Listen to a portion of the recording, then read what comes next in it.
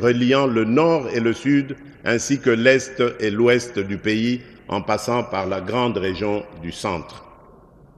L'implémentation de ce programme dans les années à venir va contribuer à la promotion du marché intérieur, à la création d'emplois, à l'accélération du programme de développement à la base des 145 territoires, bref, à la diversification de notre économie nationale et au renforcement de sa résilience. Mes très chers compatriotes, il est vrai que la question de la vie chère s'invite aujourd'hui sur la table des décideurs que nous sommes. Je tiens cependant à rassurer la population. Dès la formation du gouvernement, après ma réélection, j'ai instruit la Première ministre de prendre des mesures urgentes pour protéger et renforcer le pouvoir d'achat des ménages. C'est dans cet élan que plusieurs mesures ont été prises, notamment la baisse des prix à la pompe, la stabilisation des prix des tarifs pétroliers et l'apurement des dettes des sociétés pétrolières. Concrètement, le jeudi 3 octobre 2024, dans la zone ouest, le litre d'essence est passé de 3 340 à 2 990,49 francs congolais.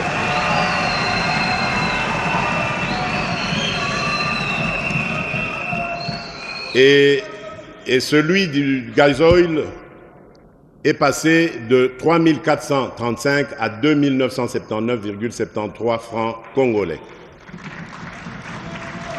Ces ajustements représentent une diminution de 10% sur l'essence et de 13% sur le gazoil, soit une baisse moyenne d'environ 12% sur l'ensemble des produits. Les répercussions sont déjà visibles.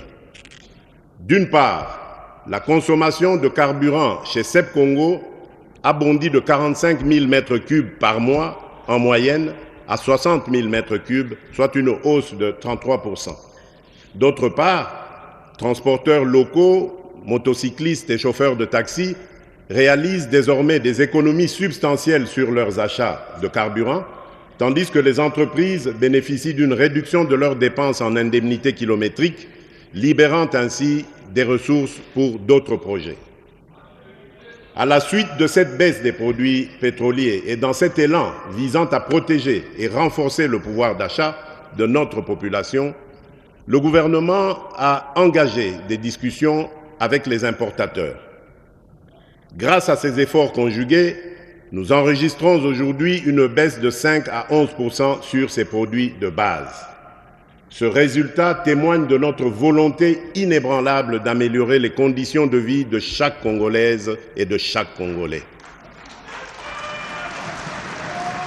Par ailleurs, conscient du fait que notre pays ne produit pas de pétrole raffiné prêt à la consommation, j'ai instruit le gouvernement d'orienter sa politique d'approvisionnement vers les sources les plus avantageuses afin de garantir un accès durable et compétitif à l'énergie.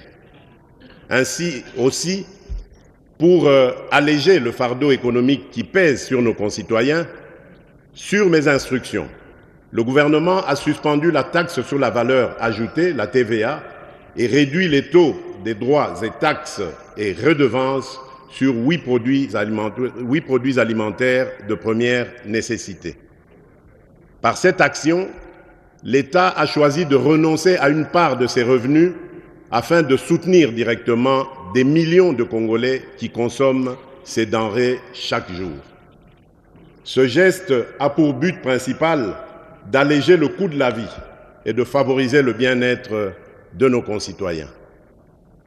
Dans un tout autre registre, je voudrais dire particulièrement aux Kinoises et aux Kinois que je partage avec vous la préoccupation des embouteillages quotidiens qui compliquent les déplacements dans la ville,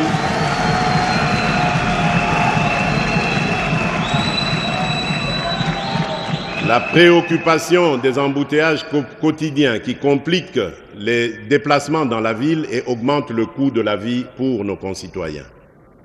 J'ai instruit le gouvernement de procéder à une évaluation approfondie des mesures existantes et de proposer dans les jours à venir des améliorations ou ajustements significatifs pour remédier à cette situation.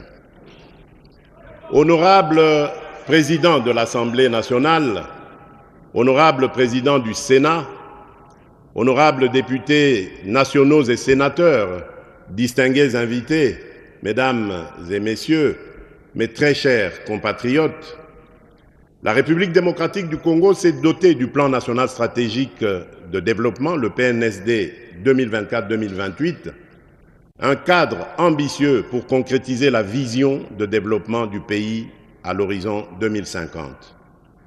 Cette vision repose sur la valorisation des immenses potentiels de nos secteurs extractifs et agricoles, avec pour objectif de bâtir une économie diversifiée, inclusive et résiliente.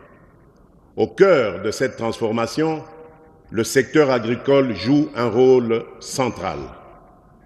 Garantir la souveraineté alimentaire, réduire la pauvreté, créer des emplois et renforcer la stabilité macroéconomique.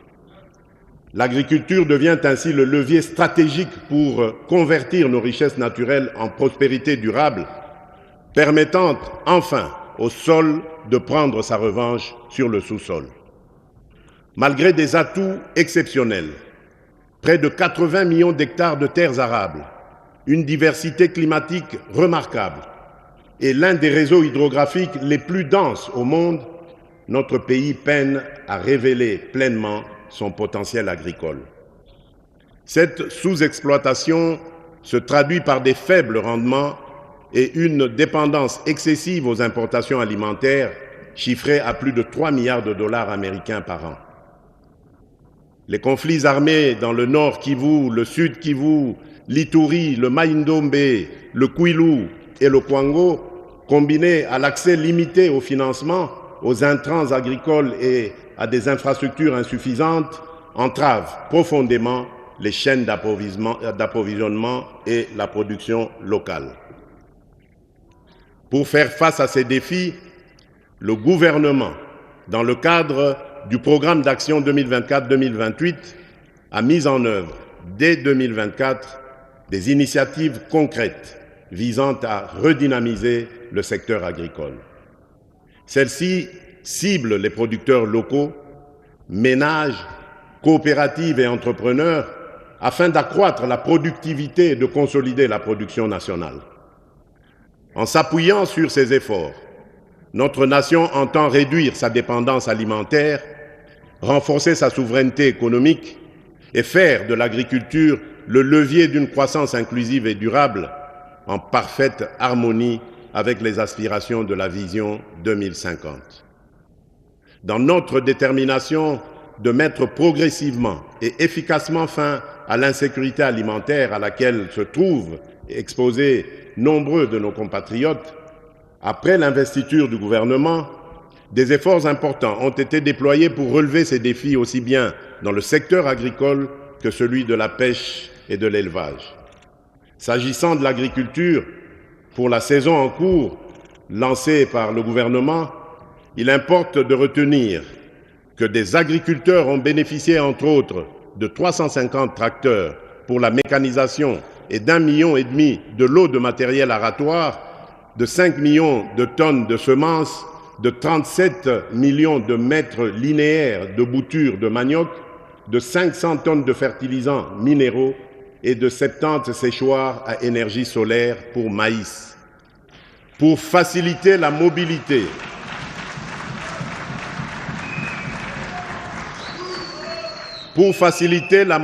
des techniciens et moniteurs agricoles, des motos et des vélos ont été remis afin d'assurer un meilleur encadrement des agriculteurs. Des facilités à titre d'exonération ont été accordées à plus de 200 entreprises pour l'importation de matières agricoles.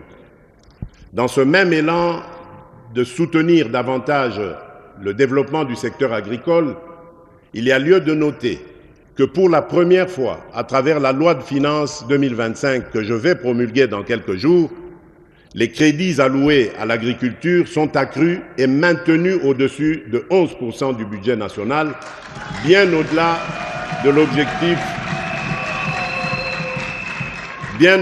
l'objectif fixé dans le cadre des accords de Maputo.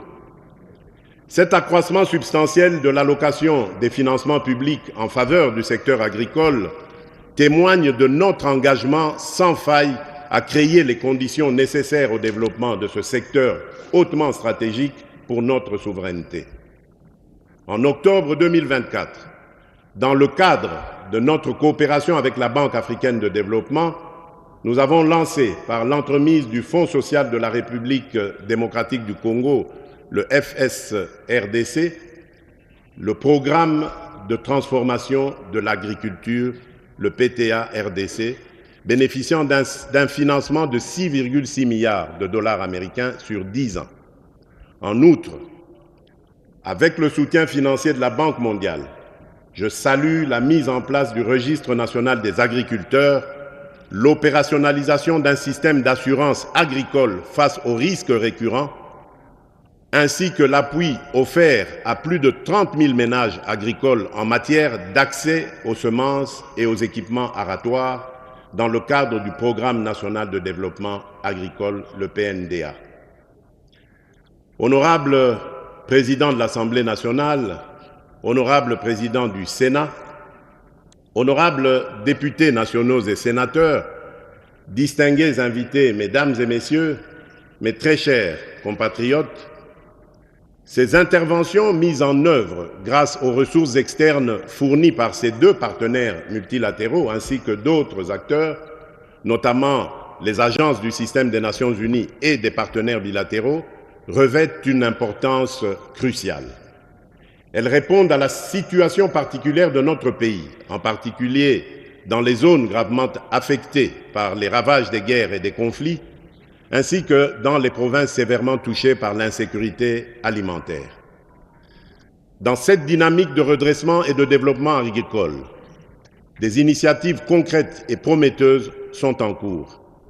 Ces efforts s'appuient également sur des expériences réussies, telles que celles menées par le service national à Kanyamakasese, dans la province du Haut-Lomami, qui illustrent le potentiel d'une